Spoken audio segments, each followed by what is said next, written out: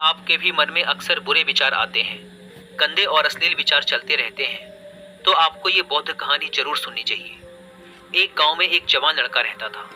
वह बहुत परेशान था, क्योंकि उसका मन उन्हीं चीजों के बारे में सोचता रहता जिसके बारे में वो नहीं सोचना चाहता था। वह अपनी छोटी छोटी क्षणिक खुशियों के लिए अपने दिन का ज्यादातर समय बर्बाद कर देता और फिर बाद में इसके लिए पश्चाताप करता। लेकिन वो ना चाहते हुए भी अगले दिन फिर उन्हीं आदतों को दोहराता। वह अपने माता पिता का अकेला लड़का था। माता पिता धीरे धीरे बूढ़े हो रहे थे और वो जवान, लेकिन वो कुछ भी ऐसा नहीं कर पा रहा था जिससे उसके माता पिता को उस पर गर्व हो। वह जानता तो था कि वह अपने समय और जिंदगी के साथ गलत कर रहा है, लेकिन वो बहुत कोशिश करने के बाद भी खुद को बदल नहीं पा रहा था। वह अपनी समस्याओं के बारे में दूसरे बड़े लोगों को बताता और लोग उसे तरह तरह के सुझाव देते, लेकिन फिर भी कुछ भी बदलाव नहीं आ रहा था। अब तो उस लड़के को भी ऐसा लगने लगा था कि उसका बाकी का जीवन ऐसे ही मानसिक बोझ और बुरी आदतों के साथ बीतने वाला है। इसीलिए अब वह बहुत ही उदास और परेशान रहने लगा था।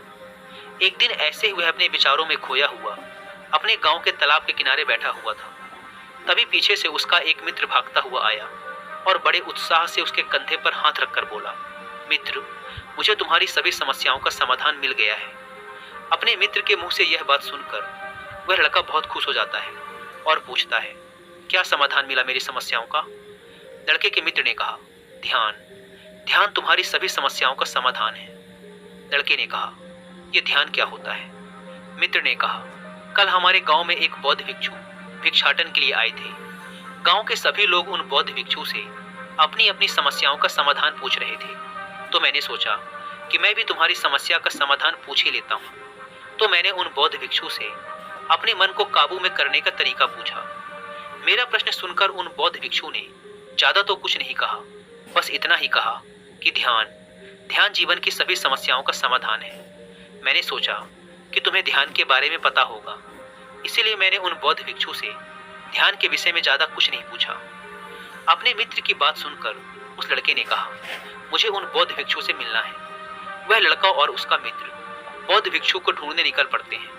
बहुत पूछताछ और खोज मशक्कत के बाद उन्हें वो बौद्ध भिक्षु बगल के एक गांव में एक पेड़ के नीचे ध्यान करते हुए मिलते हैं।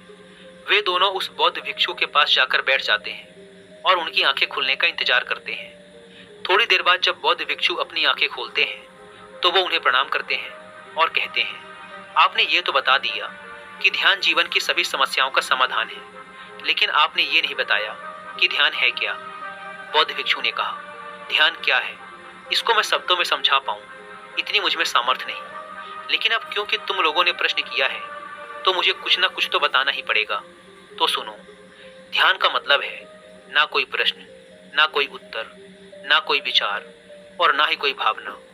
यह एक ऐसी स्थिति है जो हमारी वास्तविकता से हमारा परिचय करवाती है। इस स्थिति में पहुंचकर व्यक्ति के अंदर कोई भी प्रश्न, कोई भी उलझन शेष नहीं रह जाती, क्योंकि उसके सामने सब कुछ स्पष्ट हो जाता है। उसे इस जीवन की व्यर्थता का पूर्णतः आभास हो जाता है। लड़के ने पूछा, लेकिन ध्यान की ऐसी स्थिति को कैसे प्राप्त किया जा सकता है? बौद्ध भिक्षु ने कहा, ध्यान करना बहुत आसान है। क्या तुम्हें बैठना आता है? लड़के ने कहा, हाँ, मैं बैठ सकता हूँ। बौद्ध भिक्षु ने कहा, कितनी देर तक बैठ सकते हो? लड़के ने कहा, ऐसे तो कभी आजमाया नहीं, लेकिन जितनी देर तक चाहूँ उतनी देर तक बैठ सकता हूँ। बौद्ध भिक्षु ने कहा, रोज 1 घंटा आंख बंद करके सीधा बैठना है। लड़के ने पूछा, कब और कहाँ बैठना है? बौद्ध भिक्षु ने कहा, कभी भी और कहीं भी, बस जगह शांत और एकांत होनी चाहिए। लड़के ने फिर प्रश्न किया, मेरे मन के ये गंदे विचार और मेरी बुरी आदतें कितने दिन में छूट जाएंगी? बौद्ध भिक्षु ने कहा, सिर्फ 1 दिन में, अगर तुम 24 घंटे आंख बंद करके बैठ सको तो। बौद्ध भिक्षु से आज्ञा ले वह लड़का अपने घर आ जाता है और ध्यान करने बैठ जाता है। जैसे वह अपनी आंखें बंद करके बैठता है, उसके मन में तरह तरह के विचार उठने शुरू हो जाते हैं। जैसे, क्या ध्यान करने से सचमुच कुछ फायदा होगा? मैं अपनी बुरी आदतों को छोड़ भी पाऊंगा या नहीं? आखिर सभी लोग मेरी इज्जत कब करेंगे? मैं तो उससे प्रेम करता हूँ, लेकिन वो मुझसे प्रेम क्यों नहीं करती? मैं ऐसा क्या करूँ कि मैं बहुत सा धन कमाऊँ और अपने गांव का सबसे अमीर व्यक्ति बन जाऊँ? इसी तरह के और भी विचार उसके मन में लगातार उठने लगे। फिर उसे ध्यान आया कि भिक्षु ने कहा था, ध्यान की अवस्था में कोई विचार, कोई भावनाएं नहीं होती। अब वह अपने विचारों को रोकने का प्रयास करने लगा, लेकिन क्या बहती नदी के पानी को कभी कोई रोक पाया है? वह लड़का भी अपने विचारों को नहीं रोक पाता और आंखें खोलकर बैठ जाता है और सोचता है, अब तक के जीवन में बहुत से काम किए, लेकिन इतना मुश्किल काम कभी न किया था। और वो बौद्ध भिक्षु बोल रहे थे कि ध्यान करना बहुत ही आसान है। वैसे दोस्तों, अगर आप भी ध्यान या मेडिटेशन प्रैक्टिस करना चाहते हैं पर आपको पता नहीं कि उसे कैसे किया जाए, तो इसके लिए मैं आपको कुक एफएम पर एक ऑडियो बुक रिकमेंड करूंगा जिसका नाम है meditation and its practice by Swami Rama. ये ऑडियो बुक आपके लिए एक गाइड है जो स्टेप बाय स्टेप आपको मेडिटेशन के बारे में समझाती है। यह ऑडियो बुक आपको ध्यान का अभ्यास करने का एक एग्जैक्ट आइडिया देती है और साथ ही साथ मेडिटेशन की शुरुआत में आने वाले चैलेंजेस और उसके सॉल्यूशंस के बारे में भी बताती है। इसके अलावा कुक एफएम पर मेडिटेशन के ऊपर हिंदी में एक कोर्स भी है जो मुझे पर्सनली काफ़ी पसंद आया। उसका नाम है घर बैठे सीखो मेडिटेशन। आप चाहें तो इसे भी सुन सकते हैं। यह 11 दिनों का एक well organised complete meditation course है जो डेफिनेटली आपकी बहुत हेल्प करने वाला है। इन दोनों ऑडियो बुक्स के अलावा भी कुक एफएम पर 10,000 से ज़्यादा ऑडियो शोज अवेलेबल हैं जिन्हें आप अपनी मनपसंद लैंग्वेज में सुन सकते हैं। इन ऑडियो बुक्स और कोर्सेज को सुनते समय कुक एफएम के ऐड नोट्स फीचर का यूज़ करके आप इनकी इंपॉर्टेंट बातों के नोट्स जरूर बनाएं ताकि आपको ये ऑडियो शोज बार बार न सुनने पड़े।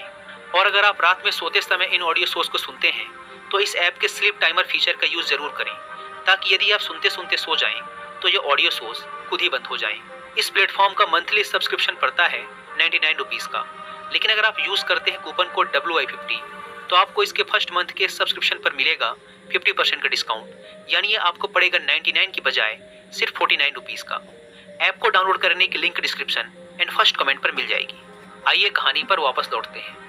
वह लड़का उन बौद्ध भिक्षु से मिलने दोबारा अपने घर से निकल पड़ता है और उनके पास पहुंचकर कहता है, आपने तो कहा था कि ध्यान करना बहुत ही आसान है, लेकिन ये तो मुझे दुनिया का सबसे मुश्किल काम लग रहा है।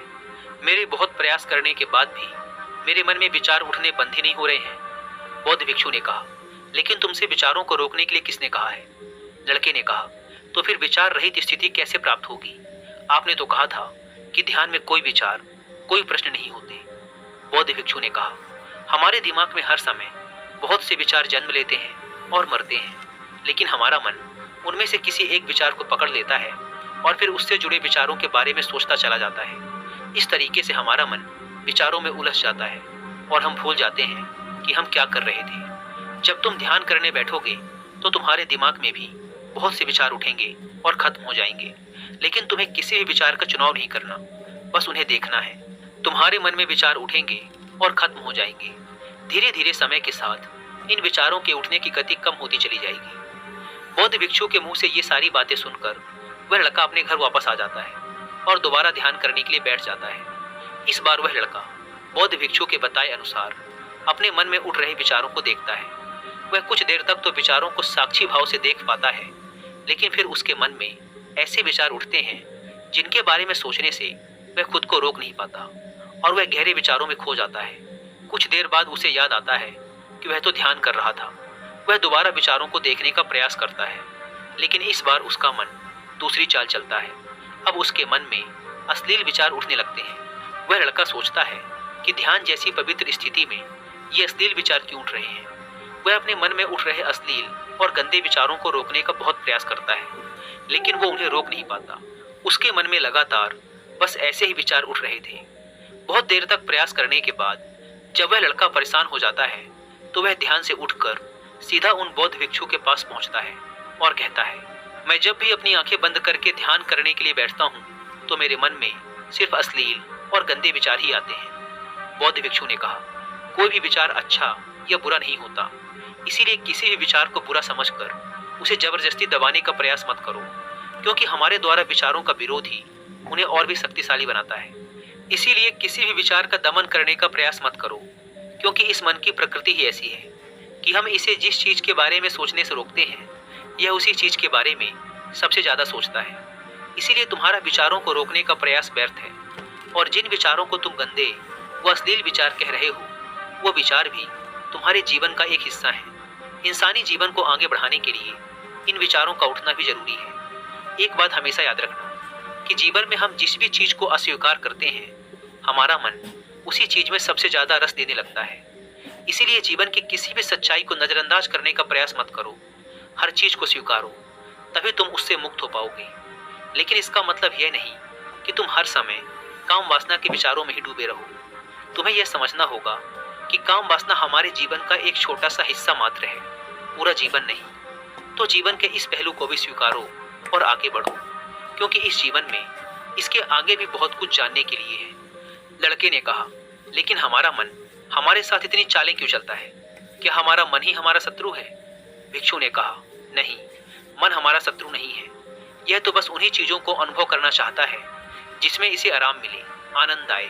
इसीलिए जब हम कोई ऐसा काम करते हैं जिसमें शुरू में ही मन को आनंद नहीं मिलता, तो हमारा मन उस काम का विरोध करता है। बौद्ध भिक्षु ने आगे कहा, अगर तुम अपने मन से बुरे विचारों को खत्म करना चाहते हो तो अपनी आदतों को बदलो। आदतों को तुम केवल तभी बदल सकते हो जब तुम्हारा मन तुम्हारे काबू में होगा, और तुम्हारा मन तुम्हारे काबू में तभी आएगा जब तुम खुद को जानोगे, जब तुम स्वयं का अनुभव करोगे, जब तुम ध्यान का अनुभव करोगे। इतना कहकर बौद्ध भिक्षु खड़े हो गए और एक हल्की सी मुस्कान के साथ उस लड़के के सर पे अपना हाथ रख दिया। इसके बाद उन्होंने अपना भिक्षा पात्र उठाया और वहां से चले गए।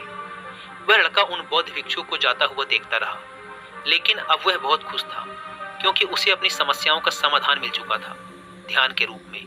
वह समझ गया था कि उसे हर रोज ध्यान के लिए बैठना है और उसे अपने आते जाते विचारों को देखना है, लेकिन किसी भी विचार को पकड़ना नहीं है। समय के साथ वो विचार खुद ही गायब होते चले जाएंगे। साथ ही वो ये भी समझ गया था कि कोई भी विचार अच्छा या बुरा नहीं होता, विचार सिर्फ एक विचार होता है। इसीलिए विचारों का विरोध करना भी व्यर्थ है।